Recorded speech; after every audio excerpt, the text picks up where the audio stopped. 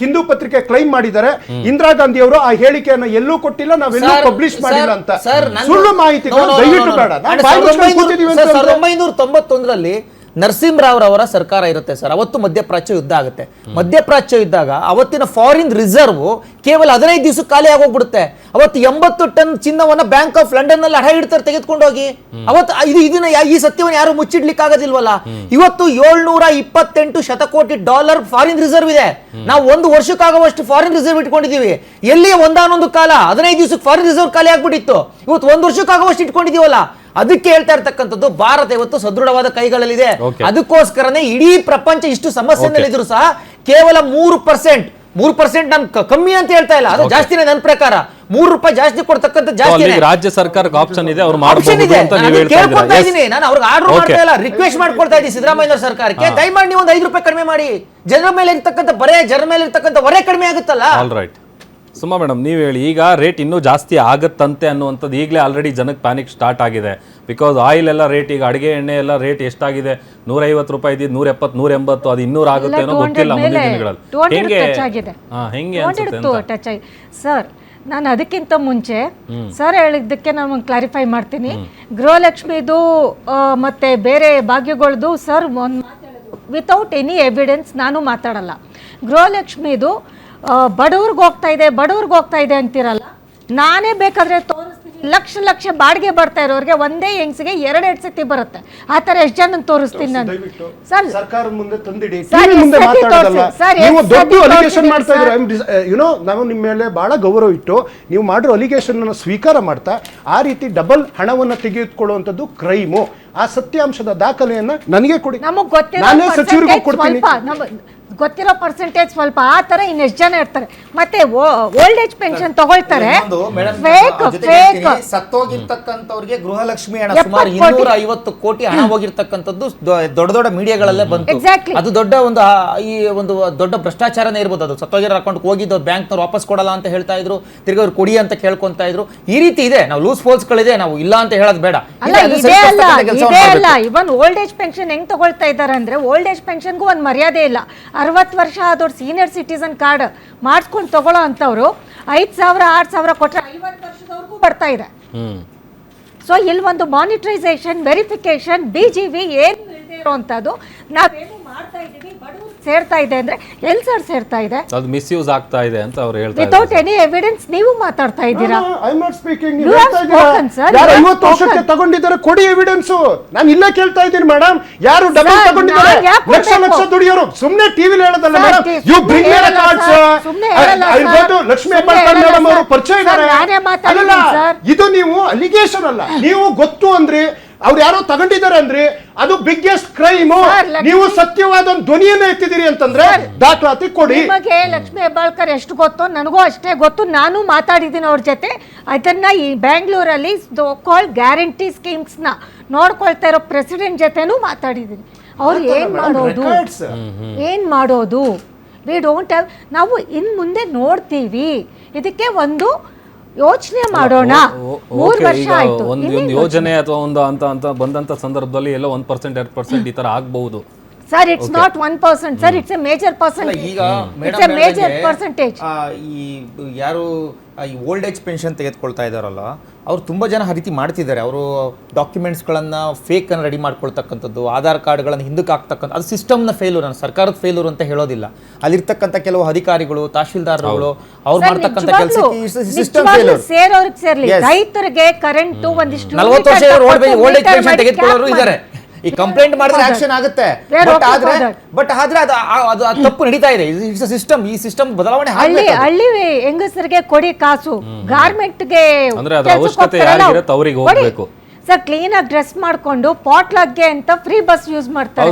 Guarantee ಸ್ಕೀಮ್ಗಳು misuse ಆಗುವಂತದ್ದು ಸಾಕಷ್ಟು ಸಂದರ್ಭದಲ್ಲಿ ನಾವು ಕೂಡ ಅದನ್ನ ನೋಡಿದೀವಿ. ಅದರ ಎಕ್ಸಾಂಪಲ್ ತುಂಬಾ ಇದೆ.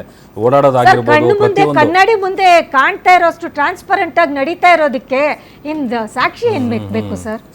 ಇನ್ ಪ್ರೈಸ್ಗಳು ಜಾಸ್ತಿ ಆಗತ್ತೆ ಅಂದ್ರೆ ಆಗಲ್ವಾ ಹೇಳಿ? ಹೌದೌದು. ರಘು ಅವರೇ, ಈಗ ಪೆಟ್ರೋಲ್ ಡೀಸೆಲ್ ಬೆಲೆ ಜಾಸ್ತಿ ಆಗಿರೋದು, ಈ ಯಂತ್ರೋಪಕರಣ ಮತ್ತೆ ಮತ್ತೊಂದು ಈ ಇಂಧನ ಬಳಸುವಂಥದ್ದು ಎಷ್ಟರ ಮಟ್ಟಿಗೆ ಹೊಡೆತ ಬೀಳ್ಬೋದು ನಿಮ್ಗೆ ಅಂತ? ಈಗ ಬಿಜೆಪಿ ಅವರ ಏನು ಸಮರ್ಥನೆ ಇದೆ. ಅದನ್ನ ಅವ್ರು ಏನು ಹೇಳಿದ್ರು ಚುನಾವಣೆಗಾಗಿ ಮಾತ್ರ ಅವ್ರು ರೈಸ್ ಮಾಡಿರ್ಲಿಲ್ಲ. ಆಗ ಆ ಕಂಪನಿಗಳು ಎಷ್ಟೋ ಕೋಟ್ಯಾಂತರ ರೂಪಾಯಿ ನಷ್ಟ ಅನುಭವಿಸಿರೋದು, ಅಂದ್ರೆ ಬರೋ ಲಾಭ ಕಡಿಮೆ ಆಗಿರೋದು ಎಲ್ಲರಿಗೂ ಗೊತ್ತಿರ್ತಕ್ಕಂಥ ವಿಚಾರ. ಅವರು ವ್ಯಕ್ತಿ ಪೂಜೆ ಮಾಡ್ಕೊಂಡೇ ಇರ್ತಾರೆ, ಏನು ಮಾಡಕ್ಕಾಗಲ್ಲ. ಆಡಳಿತ ಪಕ್ಷ ಅವರು ಅಂತ ಡಿಸಿಷನ್ ತಗೋಬೇಕಾಗ್ತಿದೆ. ಆದ್ರೆ ಅವ್ರ ಚುನಾವಣೆಗಳು ಏನು ವಿವಿಧ ರಾಜ್ಯಗಳಲ್ಲಿ ಚುನಾವಣೆಗಳಿತ್ತು, ಆ ಸಮಯದಲ್ಲಿ ಅವರು ಪೆಟ್ರೋಲ್ ಬೆಲೆ ಜಾಸ್ತಿ ಮಾಡಿರ್ಲಿಲ್ಲ, ಇವಾಗ ಜಾಸ್ತಿ ಮಾಡ್ತಾ ಇದ್ದಾರೆ. ಇದಾದ ನಂತರ ಏನು ಡಿಪೆಂಡ್ಸ್ ಆಗಿದ್ದೀವಿ ನಾವು ಸೇಮ್ ಇಂಧನ ಇದರಿಂದ, ಪೆಟ್ರೋಲಿಯಂ ಉತ್ಪನ್ನಗಳಿಂದ. ಅದು ಸಂಬಂಧಪಟ್ಟಂಗೆ ಎಲ್ಲಾದ್ರ ಬೆಲೆ ಜಾಸ್ತಿ ಆಗ್ತಿದೆ. ಏನು ಚಿನ್ನದ ಬಗ್ಗೆ ಏನು ಪ್ರಧಾನ ಮಂತ್ರಿಗಳು ಹೇಳ್ತಾರೆ, ಇದನ್ನ ತುಂಬಾ ಮಿಸ್ಯೂಸ್ ಆಗುವಂಥದ್ದು. ಮಿಸ್ಯೂಸ್ ಅಂದ್ರೆ ನಾವು ಹೇಳೋದು ವಿಚಾರ, ಇವಾಗ ಚಿನ್ನ ತೆಗೆದುಕೊಂಡು, ನಾನು ಈ ವಿಷಯ ಇಲ್ಲ, ಅನವಶ್ಯಕತೆ ಇರ್ಬೋದೇನೋ, ಆದ್ರೆ ಏನು ಖರ್ಚು ಕಮ್ಮಿ ಮಾಡ್ಕೊಳ್ಳೋ ವಿಚಾರವಾಗಿ ಚಿನ್ನನೇ ತಗೊಳ್ಬೇಡಿ ಅನ್ನೋದು ನರೇಂದ್ರ ಮೋದಿ ಅವರ ಒಂದು ಹೇಳಿಕೆಯನ್ನ ಮುಂದಕ್ಕೆ ಬರೋ ವರ್ಷ ಒಂದು ವರ್ಷ ಸ್ವಲ್ಪ ಹಿಂದೆಯಿಂದ ಮಾತಾಡಿ, ಒಂದ್ ಸ್ವಲ್ಪ ಹಿಂದೆ ಹೋಗಿ ಮಾತಾಡಿ. ಹೇಳಿ. ಅವರು ಏನು ಪೆಟ್ರೋಲಿಯಂ ಉತ್ಪನ್ನಗಳಿಂದ ನಷ್ಟ ಆಗೋದು ಒಂದ್ ಕಡೆ ಆದ್ರೆ, ಮೋದಿ ಅವರ ಹೇಳಿಕೆಗಳಿಂದ ಏನೋ ದೊಡ್ಡ ಬದಲಾವಣೆ ಆಗುತ್ತೆ. ಅವ್ರು ಏನೋ ಒಂದ್ ಟೈಮಲ್ಲಿ ಕರೋನಾ ಟೈಮ್ನಲ್ಲಿ ಕೊಟ್ಟಂತ ಹೇಳಿಕೆಗಳನ್ನ ಈ ಟೈಮಲ್ಲಿ ಕೊಡ್ತಾ ಇದಾರೆ. ಅದು ವ್ಯಾಪಾರ ದೃಷ್ಟಿಯಿಂದ ಏನು ಒಂದು ಏನು ಈಗ ಪೆಟ್ರೋಲ್ ಡೀಸೆಲ್ ಮಿತವಾಗಿ ಬಳಸಿ, ಕಡಿಮೆ ಬಳಸಿ, ಮೆಟ್ರೋದಲ್ಲಿ ಓಡಾಡಿ ಅದೆಲ್ಲ ಮಾಡಿ ಅಂತ ಅಂದ್ರೆ ಇಲ್ಲಿ ಜಾಸ್ತಿ ಪ್ರೈಸ್ ಜಾಸ್ತಿ ಆಗ್ತಾ ಇದ್ರೆ ತಗೊಳ್ಳೋದೇ ಕಷ್ಟ ಆಗ್ತಾ ಇದೆಯಲ್ಲ ಜನಕ್ಕೆ. ಅದನ್ನ ಅಕ್ಸೆಪ್ಟ್ ಮಾಡ್ಕೊಳ್ಬೇಕು. ಇದನ್ನ ನರೇಂದ್ರ ಮೋದಿ ಅವರು ಒಬ್ಬರೇ ಅಲ್ಲ, ಸಿದ್ದರಾಮಯ್ಯ ಹೇಳ್ಬೇಕು, ರಾಹುಲ್ ಗಾಂಧಿ ಅವರು ಹೇಳ್ಬೇಕು. ಗ್ಲೋಬಲ್ ಪ್ರಾಬ್ಲಮ್ ಡ್ಯೂ ರೆಸ್ಪೆಕ್ಟ್ ನೋಡಿ, ನಿಮ್ಮ ಮೇಲೆ ನಮಗೆ ಬಹಳ ಗೌರವ ಇದೆ. ನಾನು ವಿತ್ ಡ್ಯೂ ರೆಸ್ಪೆಕ್ಟ್ ಹೇಳ್ತಾ ಇದ್ದೀನಿ, ನರೇಂದ್ರ ಮೋದಿ ಅವರು ಚಿನ್ನವನ್ನ ಖರೀದಿ ಮಾಡಲೇಬೇಡಿ ಅಂತ ಎಲ್ಲೂ ಹೇಳಿಲ್ಲ. ಅವರು ಅನವಶ್ಯಕವಾದ ಚಿನ್ನವನ್ನ ಖರೀದಿಯನ್ನ ಮುಂದಕ್ಕೆ ಹಾಕಿ ಅಂತ ಹೇಳಿದ್ದಾರೆ ಒಂದು. ಮತ್ತೆ ಎರಡನೇದು ಪೆಟ್ರೋಲ್ ಡೀಸೆಲ್ ಮುಂದಕ್ಕೆ ಹಾಕಿ ಅಂತ ಹೇಳಿದ್ದಾರೆ. ಯಾವ ಕಾರಣಕ್ಕೋಸ್ಕರ ನೀವೆಲ್ಲ ಸ್ಪಷ್ಟವಾಗಿ ಅವ್ರು ಹೇಳಿಲ್ಲ. ಒಂದೇ ಒಂದು ಕೇಳಿಸ್ಕೊಳ್ಳಿ, ಒಂದು ನಿಮಿಷ ಕೇಳಿಸ್ಕೊಳ್ಳಿ. 85 ಯಾಕೆ ಹೇಳಿದ್ದಾರೆ ಅಂತಂದ್ರೆ, ನಾವು 85% ಚಿನ್ನವನ್ನ ಬೇರೆ ದೇಶಗಳಿಂದ ಇಂಪೋರ್ಟ್ ಮಾಡ್ಕೊಳ್ತೀವಿ. ಆ ಕಾರಣಕ್ಕೋಸ್ಕರ ಈಗ ಮಧ್ಯಪ್ರಾಚ್ಯ ಯುದ್ಧ ಇರೋದ್ರಿಂದ ಈಗ ನಮ್ಮ ರೂಪಾಯಿ ಮೇಲೆ ಅತಿ ಹೆಚ್ಚು ಪ್ರಭಾವ ಆಗುತ್ತೆ, ಅದ್ರ ಮೇಲೆ ಎಷ್ಟು ಪ್ರೆಷರ್ ಆಗುತ್ತೆ ಅನ್ನೋ ಒಂದು ಕಾರಣಕ್ಕೋಸ್ಕರ ಹೇಳಿದ್ರು ಸರ್. ಅಂಡ್ ಇನ್ನೊಂದು ಪೆಟ್ರೋಲ್ ಬೆಲೆ ಹೇಳಿದ್ರು ಸರ್. ಪೆಟ್ರೋಲ್ ಅಂಡ್ ಡೀಸೆಲ್ ಅನ್ನ ನೀವು ಖರೀದಿನ ಕಡಿಮೆ ಮಾಡಿ ಅಂತ ಹೇಳಿದ್ದು. ಅಂದ್ರೆ ಯಾಕೆ ಅವ್ರು ಹೇಳಿದ್ದನ್ನ ಪಾಲಿಸಿದ್ದಾರೆ ನರೇಂದ್ರ ಮೋದಿ ಅವರು. ಸ್ವತಃ ಅವರ ಸೆಕ್ಯೂರಿಟಿ ವೆಹಿಕಲ್ಗಳನ್ನ ಸುಮಾರು 10 ರಿಂದ 12, 20 ಕಾರ್ಗಳು ಹೋಗ್ತಾ ಇದ್ದನ್ನ ಕೇವಲ 2 ಕಾರುಗಳಿಗೆ 3 ಕಾರುಗಳಿಗೆ ಸೀಮಿತಗೊಳಿಸಿದ್ದಾರೆ. ಅಂಡ್ ಅಮಿತ್ ಶಾ ಅವರ ವೆಹಿಕಲ್ಗಳು 2 ರಿಂದ 3 ಕಾರುಗಳು ಸೀಮಿತ ಆಗಿದ್ದಾವೆ. ಈ ನರೇಂದ್ರ ಮೋದಿ ಅವರು ಬರೀ ಹೇಳೋರಲ್ಲ, ಮಾಡಿ ತೋರಿಸೋರು, ಅಳವಡಿಸಿಕೊಡುವಂತಕ್ಕಂಥ ಕೆಲಸವನ್ನು ಸಹ ಮಾಡಿದ್ದಾರೆ ಸರ್. ಪ್ಲೀಸ್. ಅಲ್ಲ, ಬೆಲೆ ಜಾಸ್ತಿ ಆಗಿದೆ, ಜನ ಆಟೋಮೆಟಿಕ್ ಅದನ್ನ ಅಕ್ಸೆಪ್ಟ್ ಮಾಡ್ಕೊಂತಾರೆ, ಆ ವಿಷಯದ ತಕರಾರಿಲ್ಲ. ಆದ್ರೆ ಏನು ಬ್ಯಾಲೆನ್ಸ್ ಮಾಡ್ಬೇಕಾಯ್ತು? ಎಲೆಕ್ಷನ್ ಮುಗಿಯಗಂಟೆ ಯಾಕೆ ಮಾಡ್ಲಿಲ್ಲ? ನಮ್ ಪ್ರಶ್ನೆ ಇಷ್ಟೇ. ಎಲ್ಲಾ ರಾಜ್ಯಗಳಲ್ಲಿ ಎಲೆಕ್ಷನ್ 5 ರಾಜ್ಯ ಎಲೆಕ್ಷನ್ ಇದ್ದ ಕಾರಣವಾಗಿ ಜಾಸ್ತಿ ಮಾಡಿದ್ದಿಲ್ಲ, ಆಮೇಲೆ ಮಾಡ್ತಾರೆ.